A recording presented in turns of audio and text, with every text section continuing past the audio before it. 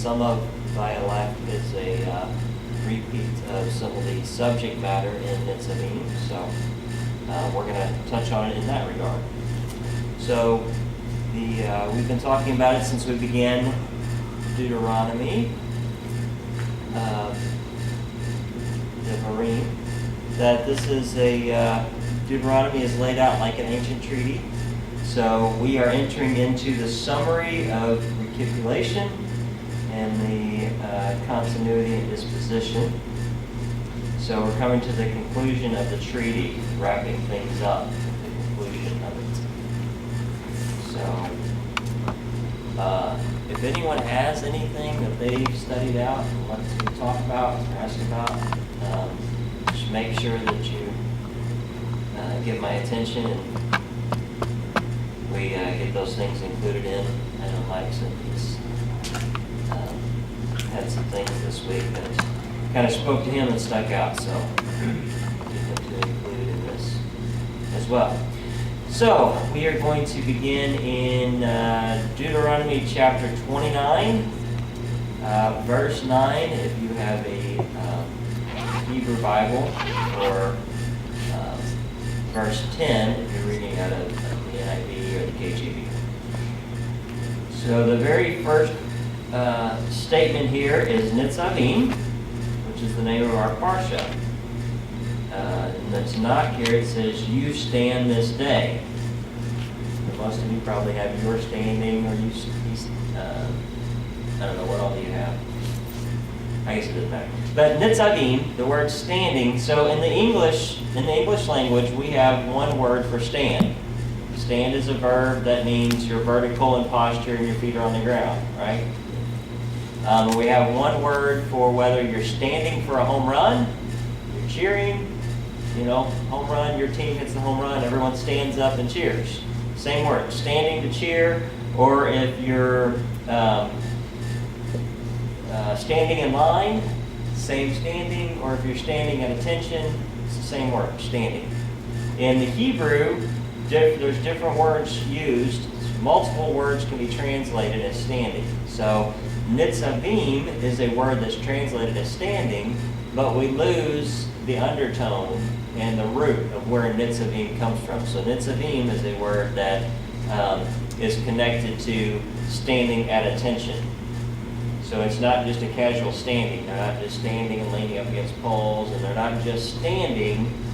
They are at attention. They're being addressed as a congregation, and they are standing in the posture is more of, this isn't just like we are here today, where I'm standing up here and speaking and everybody's just kind of casual and you're listening. This was a treaty that's being delivered to these people that are getting ready. They're preparing to cross and go into battle.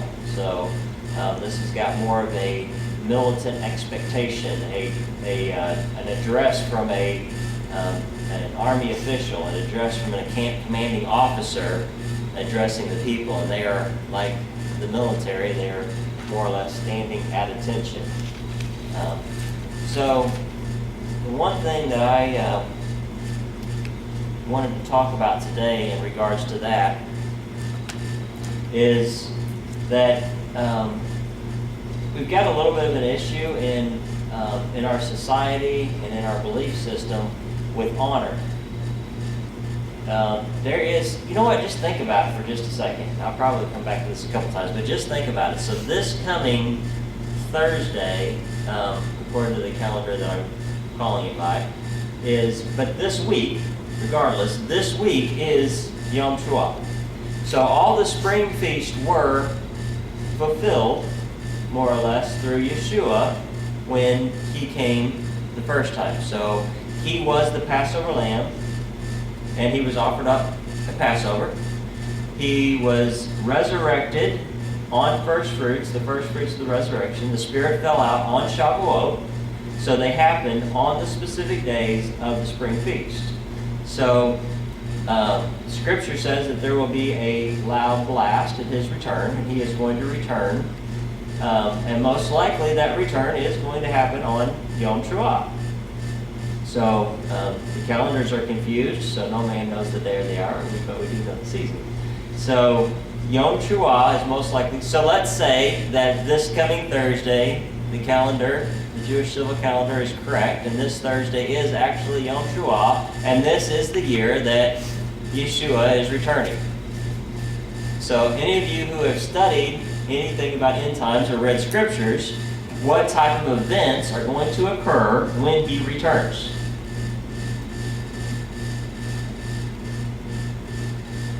Is he going to return with his peace t-shirt? Huh? Is this going to be a day where we're all going to be hanging out at Yeshua Stock at the park, listening to some music and just kind of chilling with our friends, or is this going to be a day of wrath? Whoa! A holy Toledo Batman kind of day? I mean, is this going to be an occurrence? If Yeshua is the king of the universe, and the day that he returns is not going to be a casual day. And this is not going to be a lighthearted, casual, let's go see what's going on kind of a day. This is going to be to your core. There's some English language I could use here. It's not appropriate in this setting, but that's kind of what's going to go through your mind. Okay? So now let's say that this is the year. So, and the Jewish civil is correct. Let's say that that's the case. Not making a statement or claim here. Let's assume, for the sake of midrash here, discussion, that it is Thursday. So you have 4 days, and Messiah is returning, and it's all over. Are you in a place right now where you're saying, "Hey, cool, I'm ready. I got 4 days. That's good. I'm not concerned at all. I am ready. I am prepared. My mind's prepared. My heart's in the right place." So this is going to be a day when he returns that our King is going to be greeted with honor. And there's a big problem with honor. And that is, for one, our society. Would you say that our youth of America are learning honor and reverence? Is there honor and reverence for our leaders? Is there honor and reverence for parents? Is there honor and reverence for authority? Is there honor and reverence for anything religious? Is there anything sacred? Okay, so we have a huge problem in our culture as a whole. America has a problem. We have a problem with honor. The children are not being taught honor. The society is not teaching honor. What about in our religious circles? I mean, Christian churches today are becoming more and more reverent, or more and more casual. Becoming more and more casual. Now we have coffee and donuts, and we wear blue jeans, and the music is more casual. It's a much more relaxed environment. Everything's kind of chill. Well, I think that through time, we've done this to ourselves. I think that honor and reverence became a legalistic issue. So throughout our church setting, specifically, I would think that religion is a huge contributor to what's going on in our society today. Because through religion, we made honor and reverence a religious thing, and we gave honor and reverence to things and expected it in ways that it just kind of left a sour note in people. It became a religious thing. It became a condemnation. You're not doing this right. You're not doing that right. If you were really, truly a worshiper, you would do it this way. I mean, is everyone following along? And have you had some similarity in your life, some experience in your life where reverence and honor was instructed and commanded of you, but was not felt by you, and you felt like it was a requirement to give reverence and honor in a situation where maybe reverence and honor wasn't due at that time, right? We've all kind of been in that place where an individual, because of the position that they held, demands reverence and honor, but their conduct does not earn it. That's more or less what I'm saying. So through the course of time, because of situations like that, we've kind of fallen into this place. So now me as a person behind the podium starts to try to demand any kind of reverence or honor activities. It comes across as almost a hurtful thing. It's almost insulting. It's just got kind of it rubs you the wrong way. And but we're in danger, because we still, as believers, as worshipers, we still need to have that honor and reverence for our God and our King, for our Elohim. We need to have a posture of reverence, because when our King returns, this is not going to be a casual, lax day. We need to be prepared to greet our King. I think, man, I'm drawing a blank.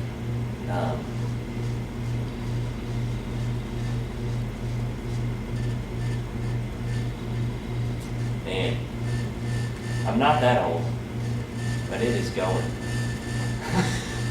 Right now, in the moment, I cannot. Somebody I listen to, and I don't know him personally, but I'm familiar with his work, and I can't think of his name for anything. He's a very common name, but he speaks about I can't remember the name of his ministry, but it has to do with the honor of the King. Somebody help me out here, please. Rico Cortez. So he has a lot of really good stuff that speaks to the subject. So I'm not going to deliberate on it for a long time, but I would encourage you to check out some of Rico's resources, because we need to get to a place where we realize we serve a King and he is due honor. And we need to bring honor before our King. Not to our assemblies, not to our leaders necessarily. We don't give them the honor that we give the King. There should still be respect for authority, that's biblical, but my biggest concern is kind of where we're going in our minds, as far as honor. Just almost it's an old-fashioned thing, and it shouldn't be, because it is. Where did we learn to give honor? I'm going to suggest to you that we learned, as human beings, we learned to give honor to people in authority based on our relationship with Yahweh. So we gave Yahweh honor. We stand at attention before Him. The things that we do to give honor to, I mean, even 20 years ago, I could give the analogy, what would you do if the President of the United States were to walk in today and everyone in their seats would almost kind of sit up a little bit, just the thought of, oh my goodness, the President walking in here. Wow, I mean, today's society, it depends on which side of the fence you fall on this given year, but between the last 8 years, pretty much, the majority of Americans would think, if that statement was made over the last 8-year period, I would say the majority of individuals hearing that, whether for the last president or the current president, would have almost been like, So, my concern though is what is happening in the spiritual realm that is bringing a people to this place that we no longer are behaving in a way that's honorable. What is that doing to us as far as our honor to our Creator and our honor to our King? Because we can't lose sight of that. Okay, so I think it's very important that when we go to our prayer, maybe it is a good idea. We don't make it religious. Give Him honor due. Don't behave as if you're giving Him honor, doing an act, trying to merit something. Give Him the honor that's due. When you go to prayer, do something that gives Him honor, is all I'm saying. We need to start reconditioning ourselves to be prepared to greet our King in a way that He should be greeted. Kind of get into that mindset. So, and now is the time. I mean, we go through this parsha. I mean, every generation has predicted that their generation was going to be the year that Yeshua was coming back. Every generation has believed that they were in the end times. But, and I've never been one to get into it. I've been one most of my life. I've rejected Eschatology. Eschatology, thank you. So I say I rejected it so much I don't even know what it's called, but but I've kind of steered away from it because as a young person I heard, I sat and listened to the guy that wrote the book 88 Reasons Why Jesus is Coming Back in 1988. I sat and listened to him and I ate it up and I thought, oh my goodness, people get serious. He's coming back this year. I was like freaked out, I'm sitting there looking in the mirror like, what am I going to do? He's coming back this year. And when we went to celebrate New Year's that year, 89, it was like, what? And then another book came out, he's coming back in 89. Somebody did some kind of counting of there's so many pebbles and you add it to the number of this and that and you twist this word around backwards and stand it on its head and it spells out, 1998. So this is the year, 89, Anyway, so it's every year, but even with all that said, when I read the scripture, I see more and more because of the number of people who are choosing to return to Torah. The number of people who are saying, wait a minute, I think all of Scripture is true. Let's read it. Oh my goodness, Yahweh said to do this. I'm going to do that.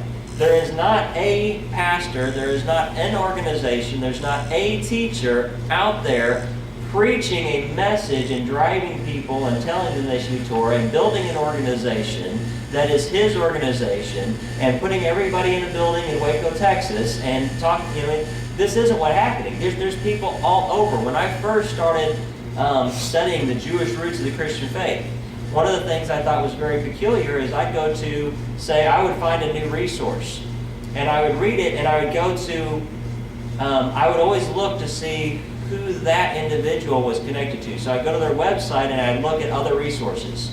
What other books are, and it would be all new information. It would be names I'd never heard. So I'm studying under Dwight Pryor, and I know everything that JC Studies is associated with. And then I go over and I find another organization, I look at their information, and it's like none of the resources have anything to do with these resources over here. It's like they don't even know each other. And they're teaching the same message. And then you find another one, you go there, and it's like a whole new group of people. It's just amazing. There's not one individual who can say, I started the Jewish Roots Movement. I started the Hebrew Roots Movement.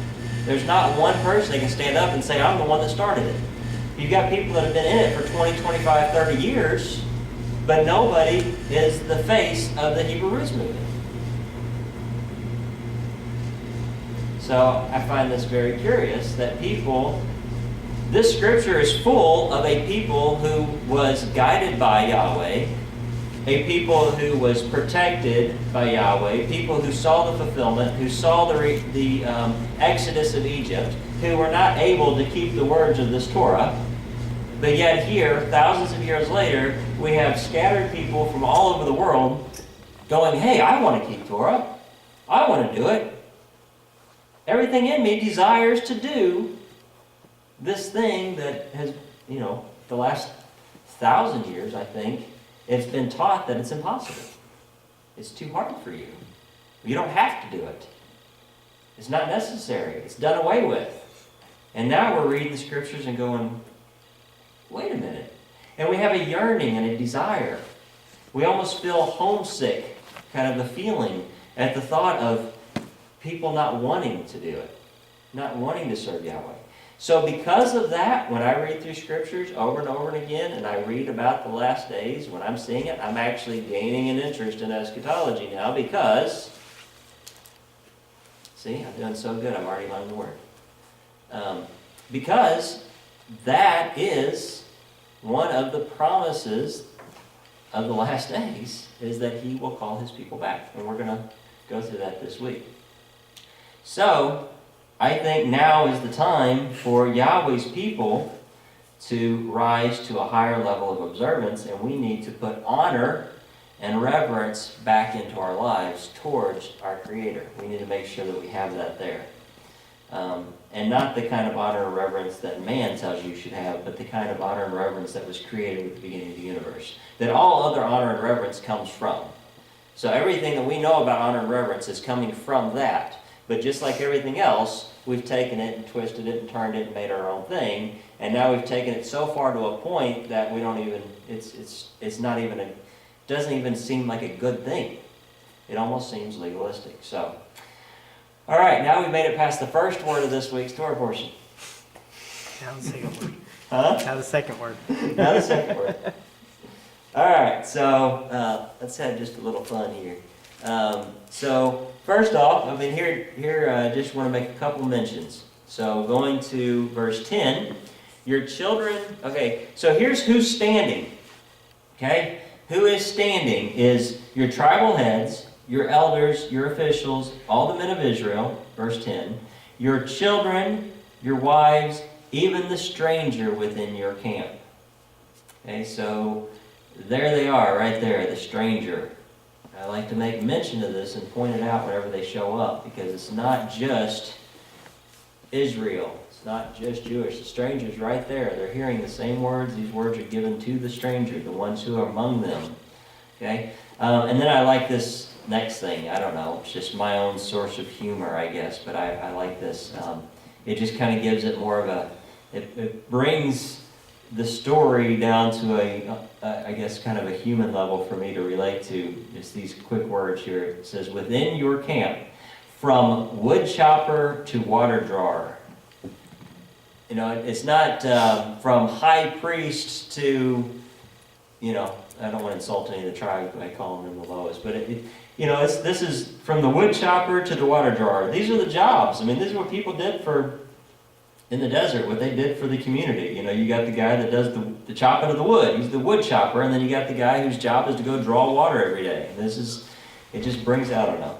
So no spiritual significance there. It just kind of helped when I read through it. It just put it in a different box in my analytical brain of just seeing this. You know, these guys have these jobs that they go out and do every day. You know, and just start thinking about. They're in the desert, but they're wood. You have a wood chopper, so you got a guy that chops wood, so there's wood there, you know. So it just kind of helps me connect with the story more.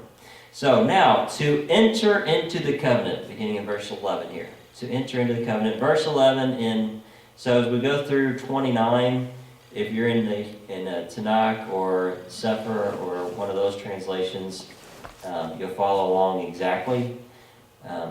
Verse 11.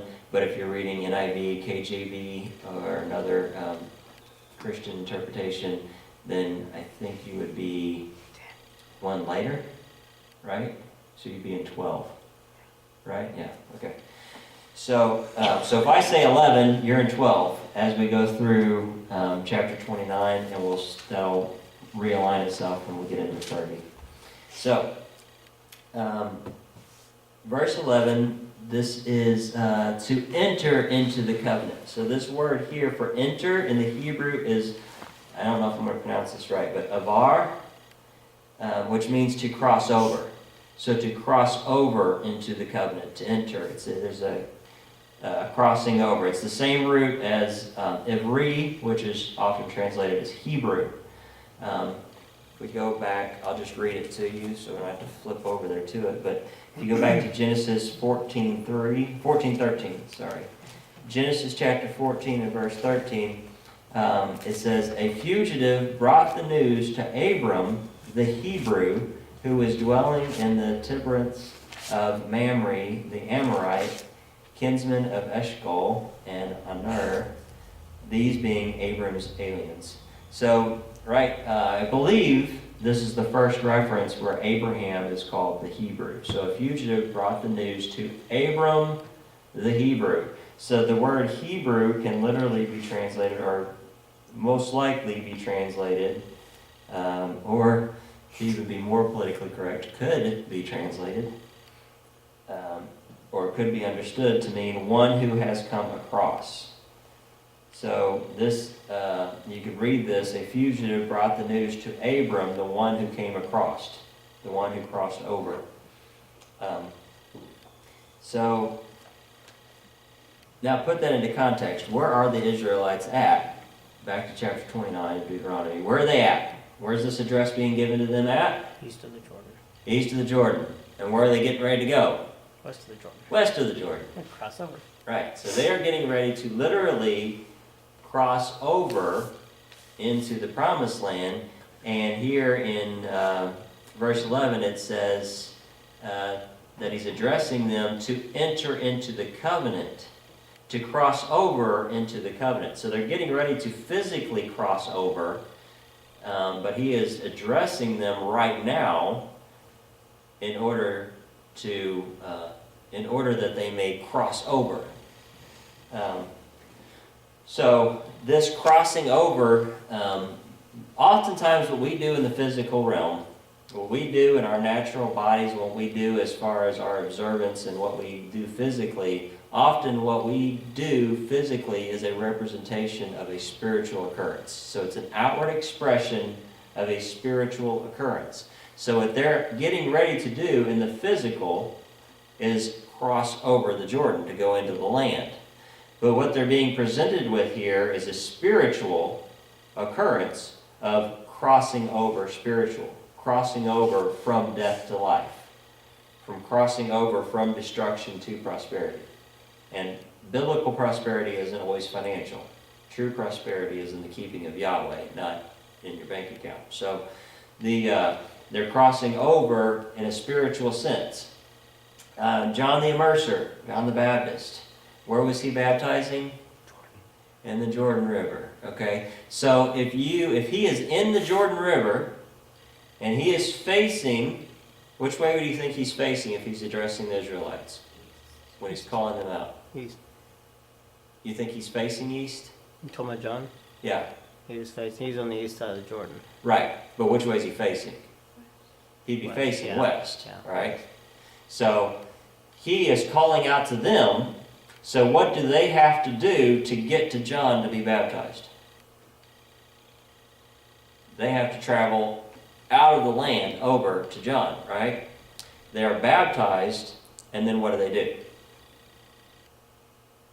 They turn and cross over into the promised land. So what he's calling for is a repentance. He's calling for them to do he's taking them back to this place right here, I believe. He's taking them back to Nitzavim. And he's calling them out at that place. This is where Moshe stood and gave the word. And he's saying, look, you're in the land, but come over here. Remember what our ancestors went through. Go into death to your flesh and arise anew and cross over into the promised land spiritually. It's a spiritual occurrence. But he brought them through a physical representation of that. So he brought them back. In essence, he said, come over here to Deuteronomy, stand before Moshe and hear these words, and then choose you this day. Choose life. Choose life. It doesn't go through his exact sermon. You know, it says that he was over there calling them out, but it doesn't go through the exact sermon. But I would challenge you to think that he probably used some words from this parsha as he brought them over to the east side of the Jordan, and then they went back in. It was a crossing over to faith. What did he say to the Pharisees when they came out to him to be baptized? Brood of vipers. Brood of vipers, right. This isn't for show.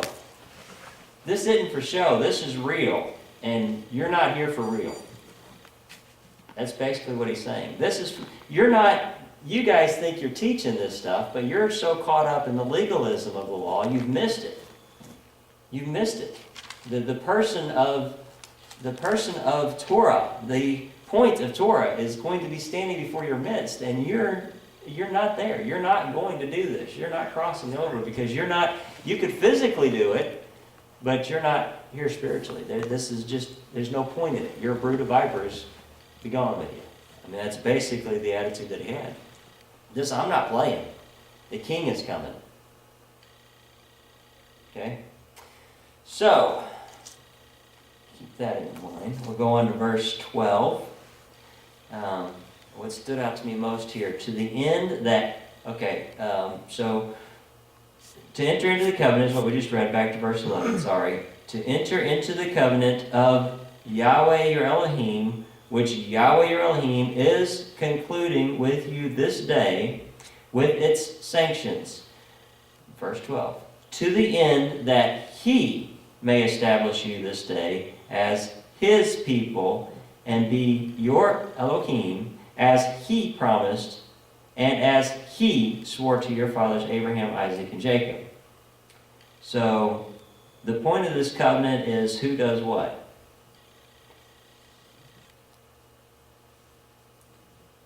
He does everything. He's doing it. It's his promise. It's his way. It's his word. It's his reputation at stake. The covenant you are entering into is his. The covenant, it's like the covenant is a train. Okay? When you enter in, you're on the train. You can get on the train, you can get off the train. But when you're on the train, you're going where the train's going. If the train's heading south and you want to go north, there's no point in being on the train, right? So, it's like the covenant is the train. You get on the covenant, you're going to go where the train's going. So if you believe that the train's going in the right direction, then you want to be on the train. When you're on the train, you're in his keeping. Okay? You're going down the tracks, but he's taking you there. Alright. So let's move on to, and we'll continue on with the Parsha. We're going to come back and make a concluding statement here. Cool. Alright, so going on to verse 17. Let's jump on down. A couple other things I want to bring out here. Perchance there is among you some men or women, or some clan or tribe, whose heart is even now turning away from Yahweh your Elohim to go and worship the gods of those nations. Perchance there is among you a stock sprouting poison weed and wormwood. NIV, I kind of like the way that the NIV renders this. No root among you that produces such poison. We're talking about idolatry here. So if Yahweh's the train going north, yeah, I like that. Yahweh's the train going north, idolatry would be south, right? So here's the thing with idolatry. Idolatry is not just the wood carvings. It's not just carvings. It's not just bowing to a piece of wood or a stone or a tree.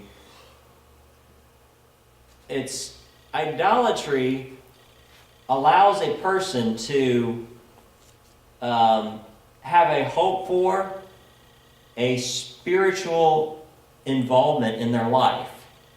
But idolatry does not require you to have a relationship with the deity. Okay, so in idolatry, an idolater engaged in war would do whatever needs to be done to appease the god of war. So they would say, okay, so the god of war will grant favor if you wear this emelet, or the god of war will grant favor if you sacrifice this animal. So you go through the act of whatever the requirement is to try to gain favor, and your hope is that this God will grant you the favor that you need to prevail. But the point is that with idolatry, you're allowed to continue in your selfish ambitions. With idolatry, yes? You're doing ritual acts that you're in full control. You're doing ritual acts, and as if it's magic. Right. So magic, omens, idolatry, they're all tied together. They're all intertwined, and they're rooted in pride. It's called wickedness in Scripture. Go back and read Samuel, 1 Samuel, the story of Saul. That's all in there. But yeah, so there's no requirement of you to forsake yourself with idolatry. It is you do these acts, but you still decide, I want to win the war. I get to pursue and do everything possible to win. My desire is to win. One of the things that I can also do, besides fighting well, and besides giving it all my might and giving it everything I have, the other thing that I can do is I can go offer up this sacrifice to the God of war, and maybe he'll grant me some favor and help me win. And we're tainted with that, with the religious practices today, even of the religious practices that ascribe to this word. They do things that are related to magic and luck, and there's idolatry practices there. Even, Saul. Saul, yeah. Well, definitely Saul. I mean, I think that's probably the best story that relates to idolatry. Because with Saul, if you go back and read about Saul, you don't see him in the story as it unfolds. You don't see him bowing to other gods. You don't see him going to the smiths and having little stone idols made and things like that. But he was fully engaged in idolatry. And it as the story unfolds, you see that. And you even see, after, it just blows my mind. Okay, he's being instructed by Samuel. Who's Samuel? Samuel is the man of God. So Samuel is the mouthpiece of Elohim. Samuel is giving prophecy into Saul's life. Samuel's the one that said God chose you to be king and anointed him as king. So Saul goes to Samuel to seek guidance. When Samuel dies, he's dead. Saul goes and petitions Yahweh himself. He's already been rejected, but he goes and he petitions Yahweh. He gets no answer. Okay, he's going to war. He's about his own business, doing his own thing, and he needs some direction to help him accomplish his mission. He goes and he inquires of Yahweh. He gets no answer. He goes and he inquires of the prophets. He gets no answer. So what does he do? Does he trust in Yahweh at that point? Does he repent of his wicked ways? No. He goes. He had issued a decree that no witches or sorcery was allowed in the land. So what does he do? He disguises himself, leaves the land, and goes and finds the witch of Endor and has her talk to the dead and bring back Samuel. And who's Samuel with? If he's with anyone, who's he with? He's with Yahweh, right? And what is the king is commanded to read the Torah. And what does the Torah say about consulting the dead?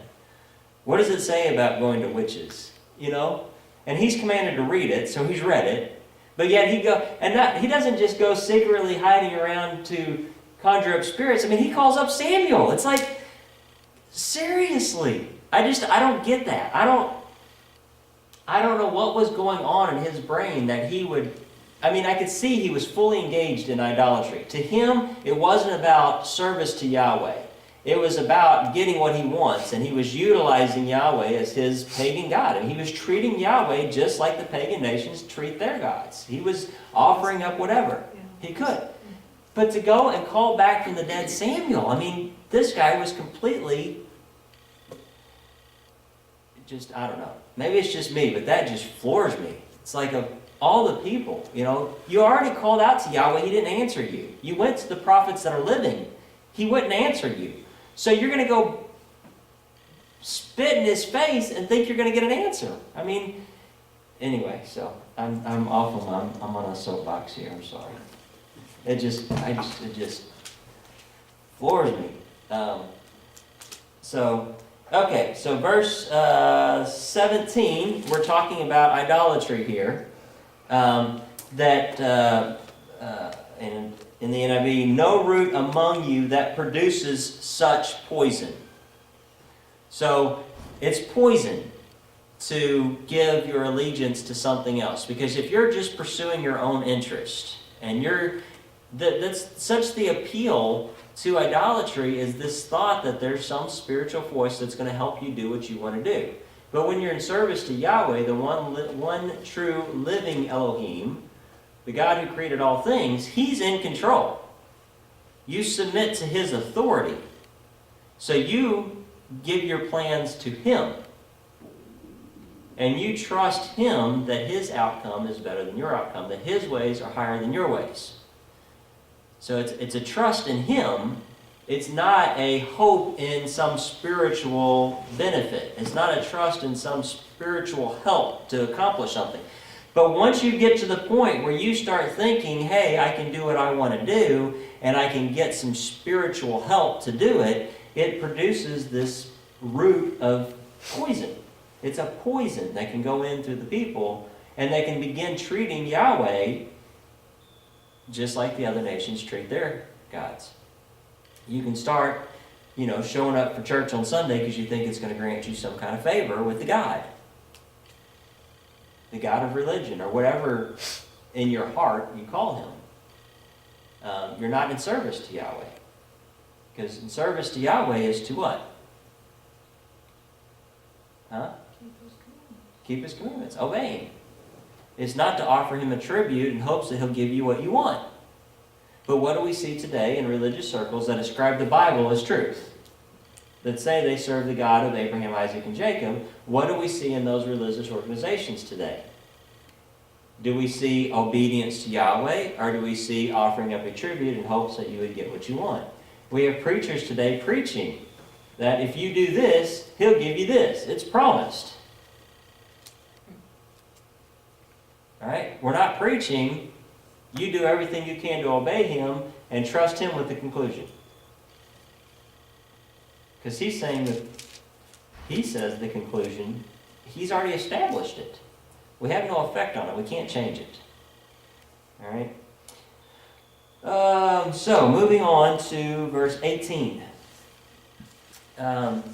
When such a one hears the words of these sanctions, he may fancy himself immune, thinking, I shall be safe, though I follow my own willful heart, to the utter ruin of moist and dry alike.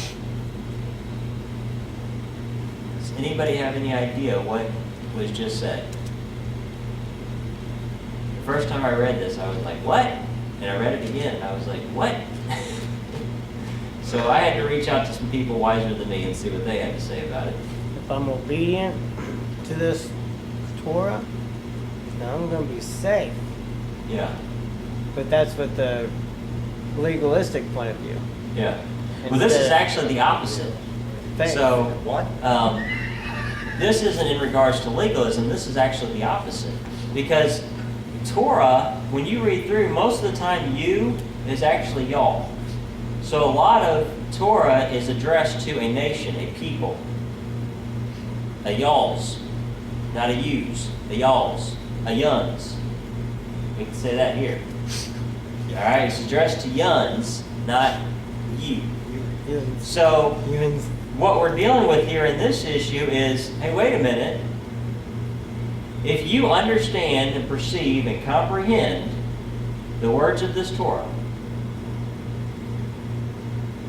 but yet you desire to be engaged in idolatry, you're going to be in this faith, so you're going to treat Yahweh as an idol, but you're aware of what's going on, and you're aware of this faith, but you think he is the God of Israel, he is the God of a nation, and this Torah is addressed to all y'all, so I am going to be a part of the all y'all, but I'm going to do what I want to do because I'm just one in a million, and I can get away with it because I'm one of a million. If the other 999,000 are doing the right thing and I'm the only one doing wrong, then that should be okay. I'm on the bus with everybody else. So if you think that way, it says, and it turns from a y'all to, hey, you. It turns to, when such a one hears the words of these sanctions, he may fancy himself immune, thinking, I shall be safe, though I follow my own willful heart, to the utter ruin of moist and dry alike. What's moist and dry alike? Dry would be sin. It is. And water would be life and righteous, being part of the set-apart people. Yep, you're absolutely right. So dry is sinful, and water is righteousness, part of the set-apart people. There is also an understanding here in the natural. So you just nailed the spiritual, but there's also a natural here of what this is saying, because it said that a man will not cut down his entire vineyard just because he has a couple dead trees. Okay? So what he is saying is, don't think that you're immune because you're a dead tree in the vineyard, and I'm not going to go chop them down there. You're not going to go burn the vineyard down to get rid of a couple dead trees. So the dead trees stand in the vineyard because of the sake of the live tree. So you think you can be dead, but you're going to be spared because of the life around you? Yahweh says, no, I can deal with you on an individual level. So I'm calling a people, but you're held accountable as an individual. You're responsible for your own walk. All right? So, to the utter ruin of moist and dry alike. So, those who are moist will be treated as moist, but those who are dry will be called out individually. And you're at a higher degree of accountability if you are trying to pretend like you're in the faith, but going about your own way. Because it's almost like you're so deceived that you think you can lie to Elohim. You think you can lie to God, the one who sees all. You think that you can act like everybody else, but do your own thing in your heart, and He can't see you. You think you're going to get away with it. So you're almost at a higher level, because now your actions are going to affect the people who you know are the chosen people, or the called out ones, or the anointed ones. You know. So it's like you're almost held at a higher standard here. All right. All right, let's move on to verse 21 through 24 of... we still have 29? Yeah. All right, verse 21. It may be 20, no, 22 years. And later generation will ask, the children who succeed you, and foreigners who come from... Think about this, based on what I said earlier about people all over the world being called out to keep Torah now. And now listen to these words that were given. This was a long time ago.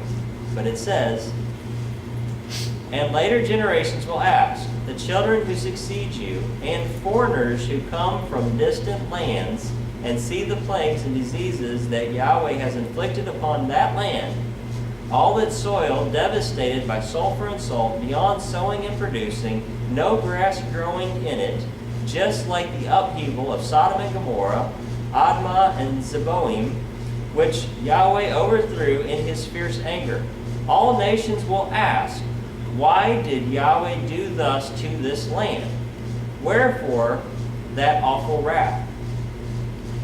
They will be told.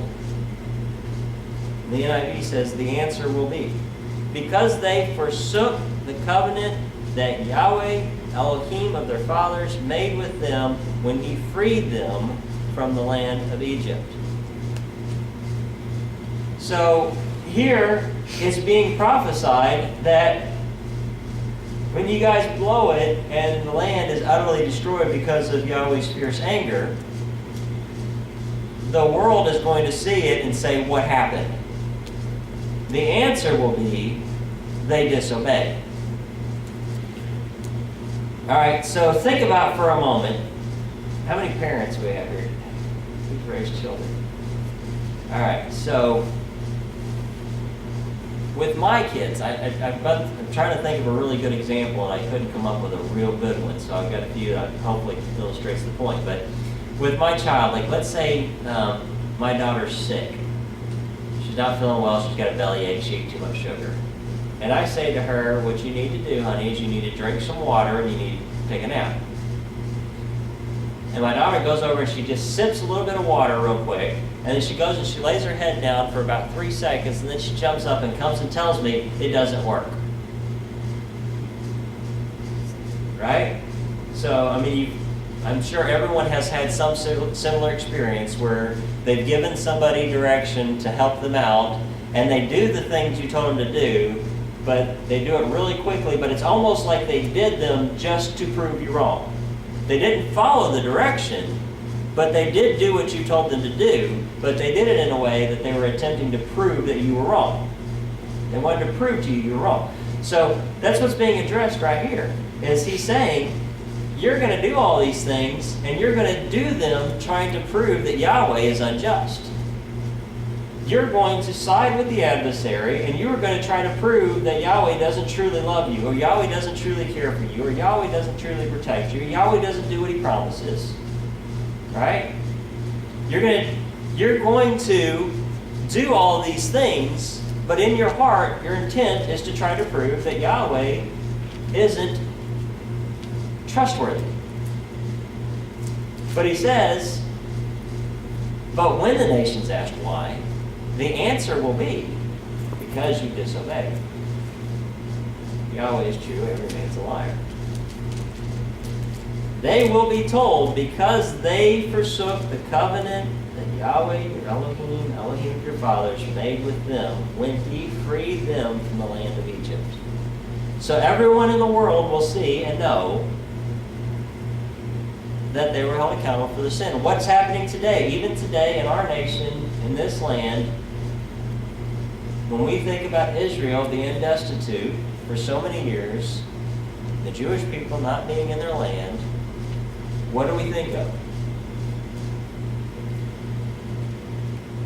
Do we not know that they didn't obey? Did we not know that they were led into exile because of their disobedience? So even today, these words are being fulfilled in our midst. Alright, so let's go on to verse 29. See this, Rich? I got bookmarks. Smarter what you are.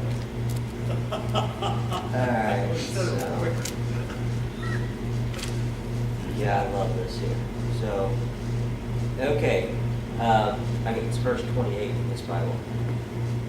Concealed acts concern Yahweh our Elohim, but with overt acts it is for us and our children ever to apply all the provisions of this teaching. Now, I just made a comment about having bookmarks, so I'm going to open this one that doesn't have a bookmark in that place because I just decided to. All right. Going to the NIV. Let me read it in the NIV here. The secret things belong to Yahweh our Elohim, but the things revealed belong to us and our children forever, that we may follow all the words of this law. I just love that. The secret things belong to Yahweh our Elohim. The secret things belong to the Lord our God. So often, people start reading through here and they think they figured things out. And then they want to start teaching everybody else, and if you don't agree, there's this fight, this bickering. This verse right here alone is, to me, is one witness that says you're not going to figure this out. We can't comprehend this. We can't comprehend this book. Okay? We are a blood vessel, more or less, in the mind